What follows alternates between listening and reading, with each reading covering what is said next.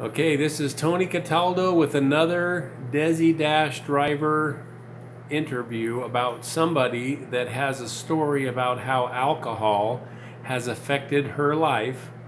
And I want young drivers to have multiple choices of listening to other people's examples of what has happened with alcohol so that they can have some reference legs for it. But anyways, what is your name?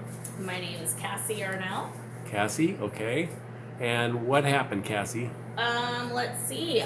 Started off drinking at a young age, and both of my parents were alcoholics, so it kind of runs in my family. Not a good thing for me to do. I drank a lot in high school, and then I got married and had kids, and decided I could drink again, and was drinking and driving every single day with my kids. Wow. Yep, I actually had a best friend move down the street from me that I used to hang out with in high school, and she was in a really bad marriage, and I decided to drink with her every night after she'd get home from work, and I still was a soccer mom and took my kids to practice and Yep. did all that stuff, and I was drinking every single day. Nobody realized it until one day I went to go pick my son up from football practice. My youngest was 2. My middle daughter was, she was about 5 or 7. My son was 11. And I couldn't figure out how to get to the football field to pick him up because I was very drunk. And I decided to turn around and go back home and tell my husband I shouldn't be driving. And I hit a telephone pole. Okay. Totaled my car. Ouch. Very thankful I didn't find my son because he would have been in the front seat, and I think he would have been the one that got hurt. Was anybody else in the car beside you? There was me, my daughters, and my neighbor's kid that I was babysitting. Ouch. Yeah. And I thankfully, she did not sue me. She was so good to me. Thankful, everything that happened is what needed to happen for me to learn my lesson. Yeah. I totaled a car, but I didn't kill anyone, and I'm very thankful. Yeah. But I was on felony probation. Wow.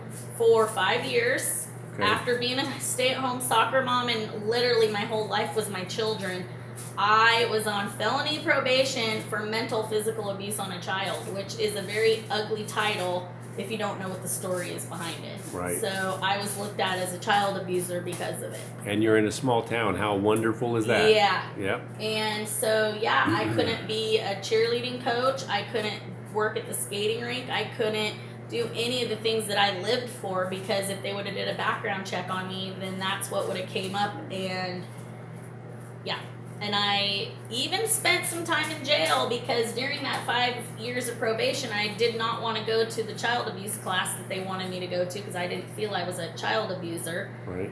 Even though that class was the best class I ever could have taken in my life, it taught me a lot about myself. It taught me a lot about knowing that you can't control anybody else's thoughts, feelings, and actions except for your own. Right. Also, I worked for the county instead of jail time. Well, I missed one of my days, and I had to go spend 40-something days in jail 4 years after the fact because that was the rules. Wow. So I've spent time in jail. My family had to walk me through the doors to turn me in for my month stay in jail, and it was life-changing. I don't drink. Right. I do not drink because I'm not going to push my luck anymore. That God let happen what needed to happen to wake me up. Yep. That's what life is about. You make mistakes, and then you get to learn, and then you get to move forward. I'm just thankful I'm one that learned my lesson, because there's a lot of people out there that don't learn their lesson, and it takes 1 second to change your life. Yep. 1 second. A blink of an eye. Yep. Yep. And then when was this, Cassie? Oh goodness, I can't even remember the year because I don't keep track of my sobriety. I don't live by that. I don't. No, I I'm understand. sober for No, 13 hours and Yeah. work. Right. It happened. Let's see. My youngest is 17 now, and she was 2 years old. So 15 years ago. Yep. Okay. Yep. Who, what, when, where was this, and what town? It was actually in Eureka, In Eureka. California, so Okay. Humboldt County, and on the there's on my the husband coast. right there. Yep. And it was a small little town like this as well. And honestly, a lot of people were shocked that it was the way it was because unfortunately, the people around me didn't realize I was as drunk as I was, but my family at home did. I blacked out a lot. Right. It was bad. It was bad, and it was definitely an eye opener. And do you want to say what town you're in now? I am in Coquille, Oregon. Okay. And Coquille. then why would you say that this happened? Bad choices and just I don't really know why. Okay. Just I don't know. Bad choices. To err is human. Yep. Okay. Everybody makes mistakes, but Yeah. as long as you don't make too serious of. I mean, thankfully, even though it was horrible being called a child abuser, because everything I lived for was to be a mother and a wife and a stay-at-home wife. Right. But the title they gave me was horrifying, more so than any of it. It's a label. It was a bad label, because now when I read the newspaper and I read what someone's being charged with, I don't instantly go to the words that they're saying. I know there's more of a meaning behind it. Right. Well, for instance, a sex offender. We don't know if it is an actual sex offense or somebody who flashed somebody Right. being stupid.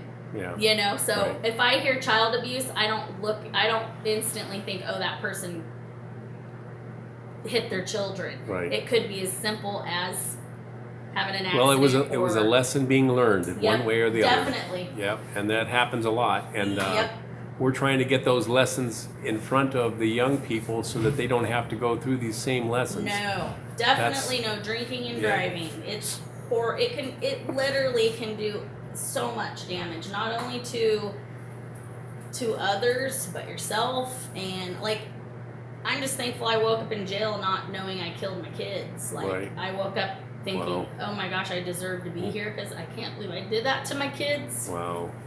That's crazy. I did total my brand new car. That was like, but I didn't even care. I Yeah. had 2,000 miles on that car. Oh my God. And there's still a dent in the telephone pole that I hit. And I always thought to myself, somebody could have been walking by when I hit that. Like, I could have killed somebody walking. There's just so much that could have happened that Yeah. if I don't take this lesson and go with it, then I'm stupid. Yeah. So what is your advice to young people about the subject of alcohol? Follow the rules and don't drink until you're 21, because there's a reason that you aren't supposed to drink until you're 21, because your brain isn't fully developed. And we already make bad choices in life, and alcohol causes us to make a lot more bad choices, and just, you shouldn't do it. I mean, if you do it in a safe environment. Don't drive, and do it when you're 21, not when you're a little kid. Yeah. And always get a designated driver if you're out having fun. Right. 100%. Yeah. That's the best advice. Do not drink and drive. So I thank you so much, Cassie. And the young lady in the chair there has a story. We're going to ask her if she doesn't. Is that okay? We're going to ask you some questions about something that happened in your family. I don't know too much detail about it, so Okay. I'm not going to help really. Yeah, okay, we're not going to do it then. That's okay. That's okay. You're wonderful, and I appreciate you both. And hopefully this information will be passed. It is being passed on to somebody, and hopefully it'll make sense to them. They're going to go, oh my God, I can completely relate to what that young lady is saying. Well, that's the other thing. It's like I thought I was invincible. Like, I'm not going to get a wreck. I was driving my kids around every single day. Yeah. Well, it happens a lot. You know, I Yeah. mean, you're not the only person that's come And that's what I thought about when it was over with. I thought, gosh, there's so many people out there drinking and driving, and it's just like, I'm thankful I'm not one of them anymore. Yeah, as a designated driver, I've seen a lot of people and I've heard a lot of things. Oh, I've only had one. I can do it. No. Yeah, that's why I started getting these interviews, because they gotta share. You gotta share this. You can't have this kind of life's experiences not being shared so people can learn from it. But thank you so much, Cassie. Absolutely. And we'll be My in pleasure. touch. Thank you.